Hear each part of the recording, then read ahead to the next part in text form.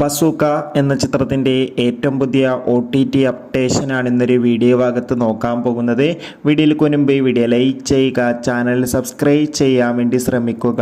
Mammootty, Shane Tom Chacko, ദിവ്യ പിള്ളെ എന്നൊക്കെ പ്രധാന കഥാപാത്രങ്ങളായി April 10-ാം തീയതി വിഷു സ്പെഷ്യലായി റിലീസിനെത്തിയ ചിത്രമായിരുന്നു ബസൂക്ക.